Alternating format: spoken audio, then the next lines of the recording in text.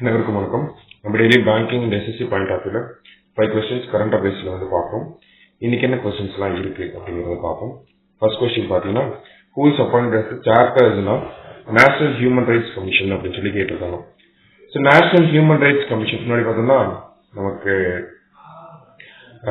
அந்த அப்பாயின்மெண்ட் அப்படிங்கிறது ஜூன்லேயே முடிச்சிருக்கும். ஸோ இடையில கொஞ்சம் மாசங்கள் பார்த்தோம்னா நமக்கு நேஷனல் ஹியூமன் ரைட்ஸ் கமிஷனோட ஹெட் இல்லாம தான் இருக்குது.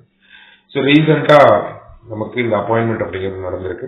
ஸோ யாரை சேர்பர்சனா அப்பாயிண்ட் பண்ணியிருக்காங்கன்னா, தமிழ்நாட்டை சேர்ந்த ராமசுப்ரமணியம் அவர் தான் அப்பாயிண்ட் பண்ணியிருக்காங்க. ஸோ இவர் தான் வந்து பார்த்தோம்னா 9th சேர்பர்சனா இருக்க போறாரு.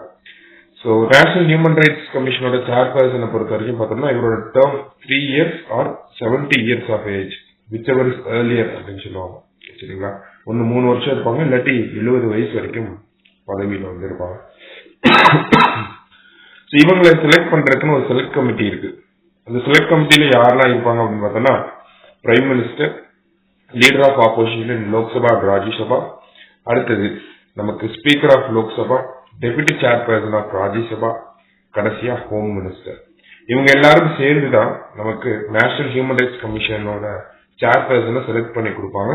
அது பிரசிடென்ட் வந்து அப்பாயிண்ட் பண்ணுவாங்க. சரிங்களா, ஸோ தெரிஞ்சுக்க வேண்டிய விஷயங்கள் இது எல்லாமே.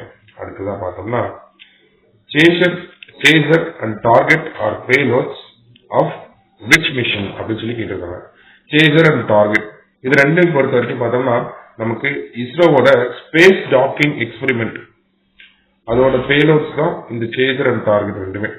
கிட்டத்தட்ட பார்த்தோம்னா நமக்கு 700 கிலோமீட்டர்ஸ்ல, அதாவது எர்த் சர்ஃபேஸ்ல இருந்து 700 கிலோமீட்டர்ஸ்ல இந்த chaser and target அப்படிங்கறத ஸ்பேஸ் மிஷன் மூலியமா ஒவ்வொரு இடத்துல நிப்பாட்டிடுவாங்க. ஓகேங்களா, சேசரையும் டார்கெட்.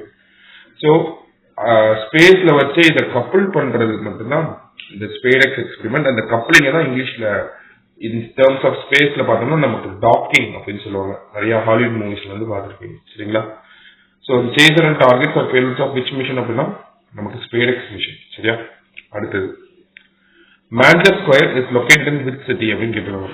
மான்செஸ்டர் ஸ்கொயர் அப்படிங்கிறது ஹிஸ்டாரிக்கலி ரிலீஜியஸ்லி பார்த்தோம்னா ஒரு இம்பார்ட்டன்டான பிளேஸ். பிகாஸ் இங்கதான் வந்து நமக்கு ஜீசஸ் கிரைஸ்டோட வாழ்ந்திருக்காரு, அந்த மாதிரியான விஷயங்கள்லாம் நமக்கு இருக்கும். சரிங்களா, ஸோ மான்செஸ்டர் ஸ்கொயர் எங்க இருக்கு அப்படிங்கறத கேட்டிருக்காங்க. It is located in Bethlehem. Bethlehem எங்க இருக்கு அப்படின்னா நமக்கு பாலஸ்தீன்ல வந்து இருக்கு. சரிங்களா, ஸோ பெத்லஹம் இன் பாலஸ்தீன், இங்கதான் வந்து நமக்கு அந்த மான்செஸ்டர் ஸ்கொயர் அப்படிங்கிறது இருக்கு. அடுத்ததா, who is appointed as the governor of Bihar அப்படின்னு கேட்டிருக்காங்க.